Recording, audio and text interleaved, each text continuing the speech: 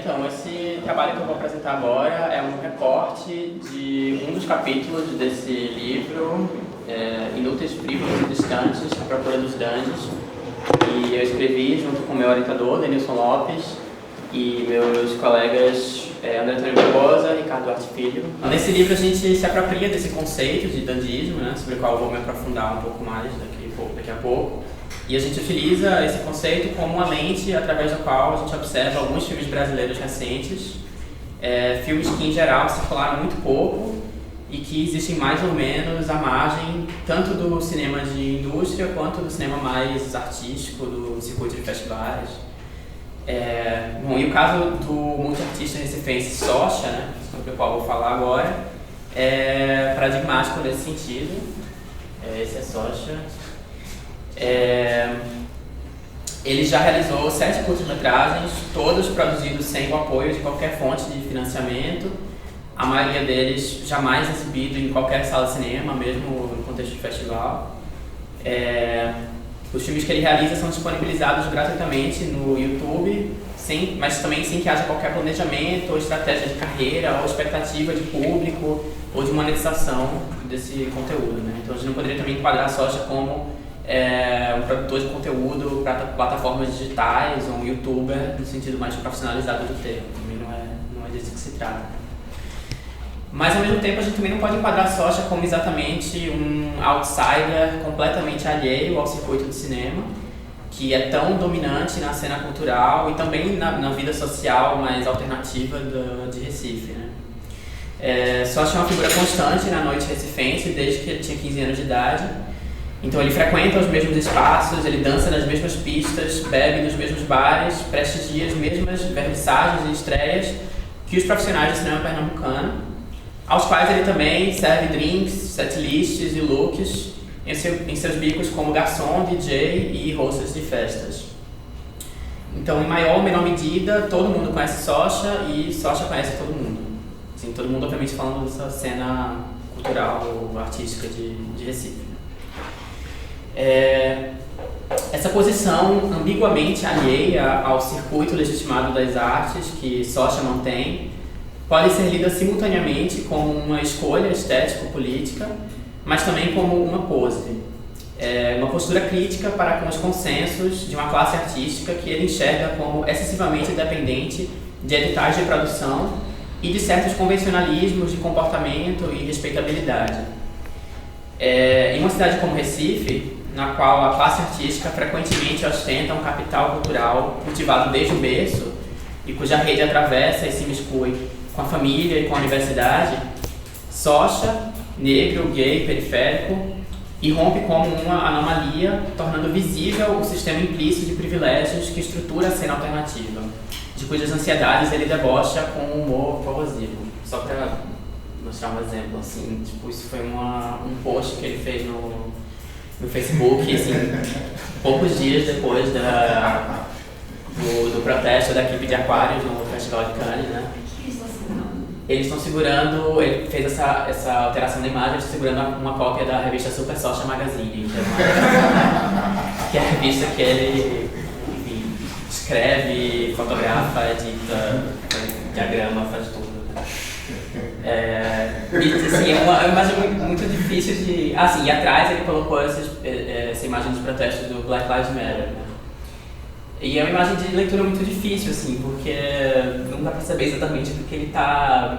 que tipo de crítica que ele tá propondo, se é uma autopromoção, assim, descarada, ou se é uma paródia de uma autopromoção descarada.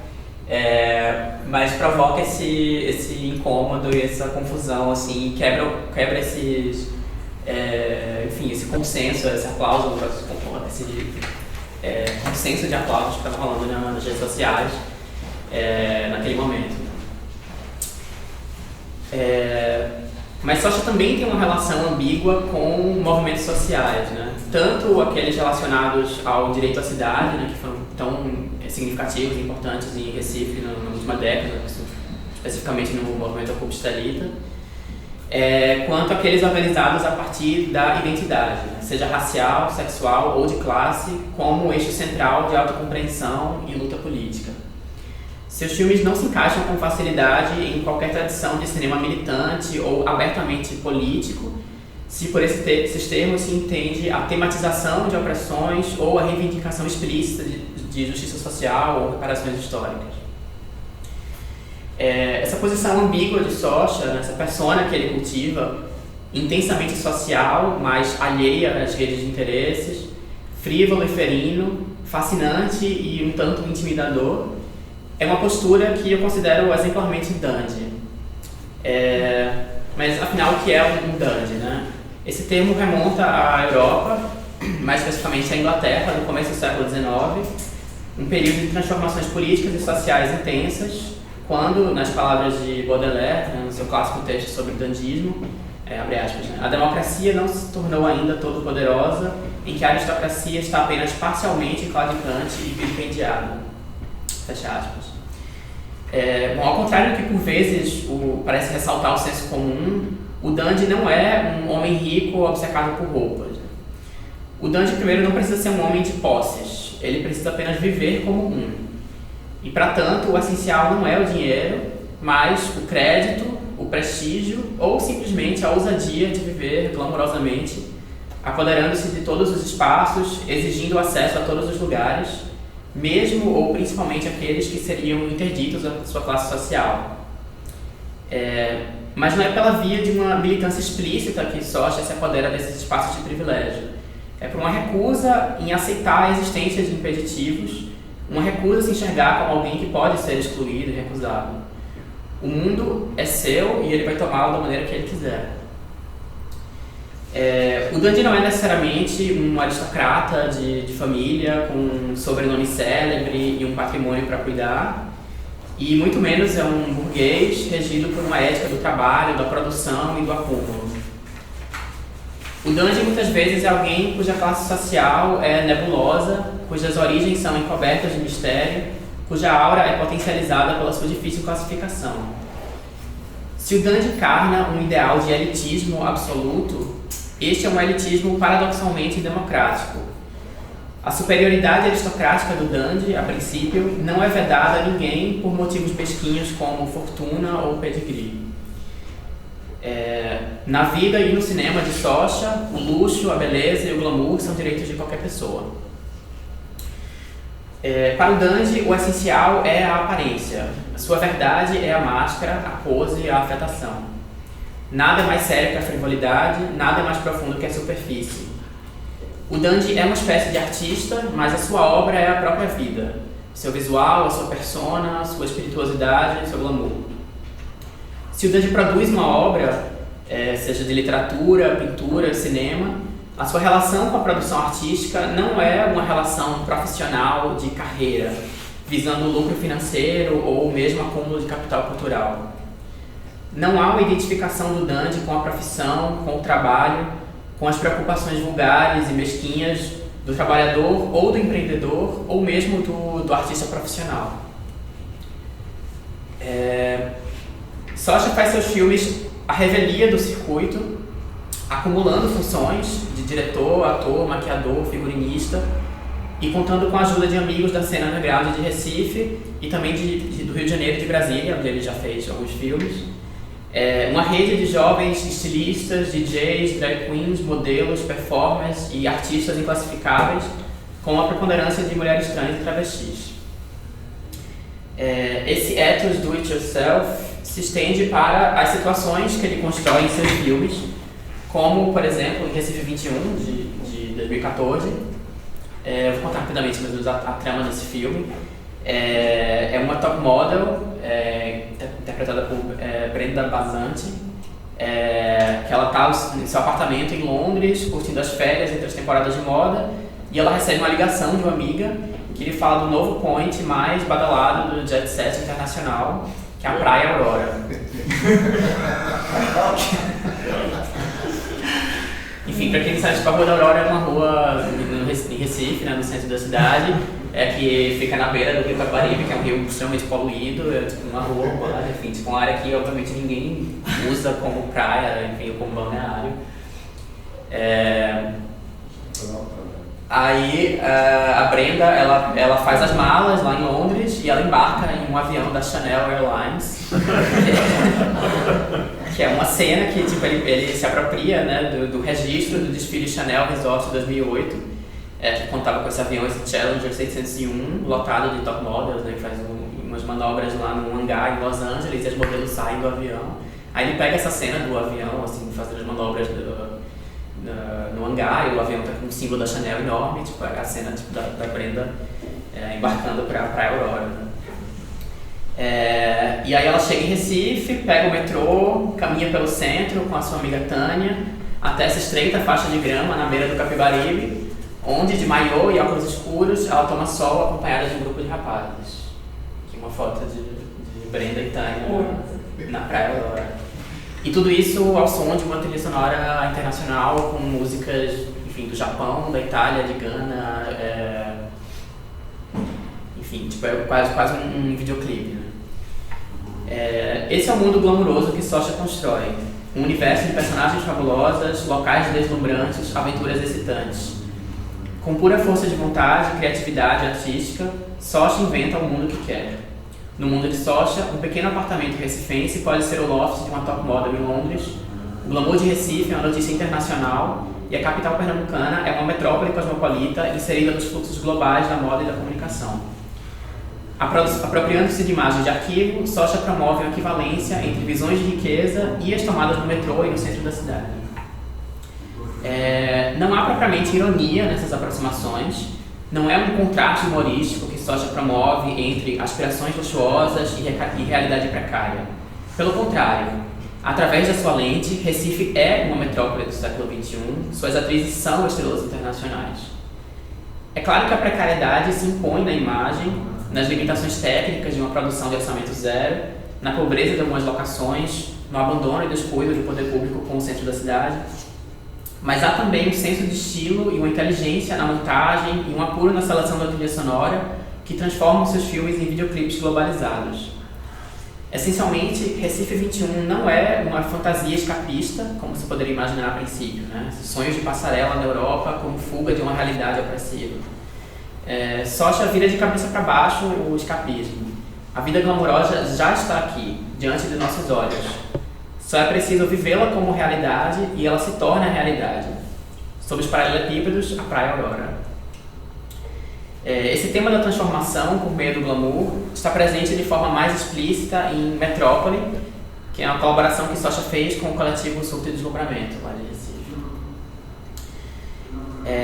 As cenas finais desse curta, Metrópole, foram gravadas na encruzilhada da Avenida Manuel Borba com a Rua das Ninfas, no centro de Recife, onde fica situada essa boate Metrópole, né, que é a maior boate gay de Recife.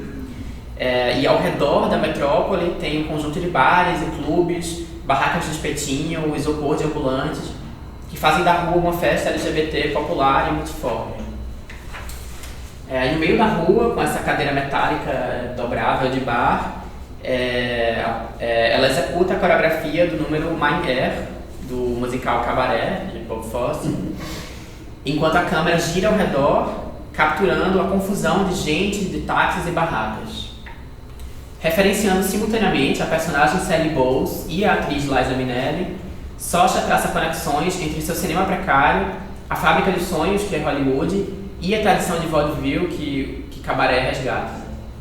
A boate Metrópole se transforma no Cabaré Kit Kat Club, a Recife do século XXI vira Berlim dos anos 20, e o glamour mambembe, sujo e vital da noite alemã às vésperas do nazismo brilha de novo na encruzilhada do centro de uma capital nordestina. Completamente enraizado no lugar onde foi filmado, o filme aspira ao mundo todo e a todas as épocas.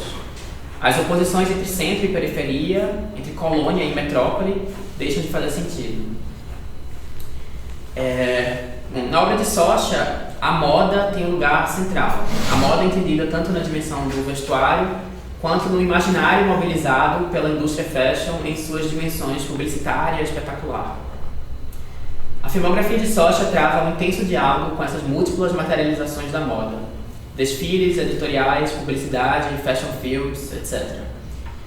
Filtrados pela sua sensibilidade dandy, quer dizer, pelo seu esteticismo, seu humor, sua ironia, sua ambiguidade, os mundos de fantasia que a moda cria revelam seu potencial para fabricar e subverter performances de gênero, classe e raça, para inventar novos corpos e novas realidades a partir da materialidade do mundo, para sobrepor novas paisagens às já antigas e familiares. Isso que ele faz em Eyes Without a Face, no Recife, que pode ser considerado um híbrido de fashion film e videoclipe. Ele consiste inteiramente de uma modelo exibindo esse look original que foi criado pelo próprio Socha, junto com... não sei se a própria modelo também criou junto, enfim. Em uma paisagem incongruente, ao som do hit Eyes Without a Face, de Billy Idol. A modelo é a Linda de Morri, que esse filme de 2012, anos depois, atualmente ela mora em Paris e ela de fato virou uma moda internacional. Ela já desfilou para Vetements, já desfilou para Balenciaga. E ela nesse filme, ela é a corporificação da ideia dessa top model de passarela, né? Ela é alta, muito magra, de movimentos ora rígidos e decididos, ora lânguidos e displicentes, mas sempre mantendo uma certa distância reservada, uma frieza alienada ou alienígena. Seu rosto coberto contribui para a sensação de que ela é uma criatura inumana, sem identidade ou personalidade, uma pura externalidade, enigmática, mas sem segredo. Podemos ler na profusão de olhos que cobrem seu corpo uma ironia.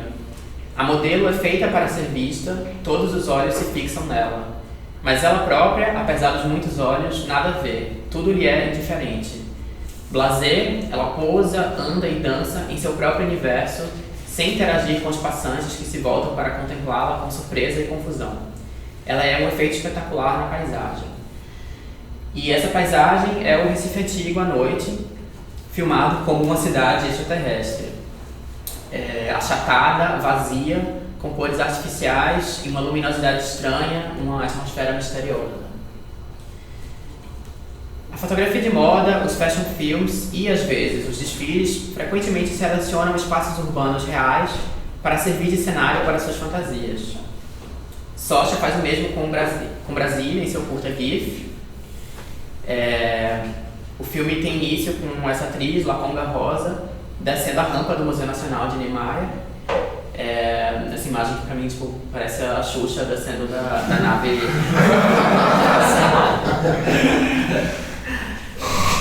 Um extraterrestre pronta para se divertir na Terra. Como se começasse exatamente onde Recife 21 termina, Laconga encontra um amigo tomando sol na beira do espelho d'água à frente do museu, fazendo da praça árida de concreto uma praia absurda, um oásis futurista em meio ao desenho abstrato e estéril de Brasília. É significativo que tanto em Eyes Without a Face, no Recife, quanto em GIF, as locações escolhidas façam parte do complexo turístico de cada cidade, as paisagens cartão postal de Recife e de Brasília. A real função desses aparelhos e monumentos é esvaziada de sentido e ressignificada, tornada estranha. O Marco Zero e o Eixo Monumental se transformam não em locais de tradição, orgulho cívico e lazer, conforme os discursos oficiais dos governos e das agências de turismo. Discursos que historicamente excluem pessoas e expressões queers da narrativa. Mas em locais do sonho, em conexão com outras imagens e paisagens sonhadas da moda e do espetáculo. A pinta é política. Pessoas queer se apropriando de espaços públicos altamente carregados de simbolismo institucional em plena luz do dia, fazendo desses espaços a sua passarela e o seu playground. Logo vemos outras paisagens no filme GIF. À noite, Laconga caminha pela paisagem banhada de luz neon da beira de estrada, passando por motéis, shoppings, postos de gasolina e lanchonetes. Da alienação modernista da Brasília vazia de Niemeyer, migramos para a alienação pop de uma cultura corporativa voltada para o automóvel, o anonimato estéril das bordas de qualquer metrópole global. Um mundo homogêneo em que todo lugar parece qualquer lugar. Há ecos da pop art californiana, das paisagens cool de Ed Ruscha. O dandismo dos filmes de Socha não diz respeito só ou mesmo principalmente aos personagens, mas a uma atitude perante o mundo, um interesse promíscuo pela superfície de tudo, o universo lido como uma sucessão de imagens sem profundidade, com as quais o Dandy pode se engajar de forma indiscriminada, com igual fascínio, mas sem arroubos de paixão. Em suas palavras, numa entrevista, ele falou: "Encaro a cidade como uma grande galeria. Fico maravilhado quando vejo uma daquelas placas que dizem: atenção, obra a 100 metros. Imagino, nossa, uma obra a 100 metros."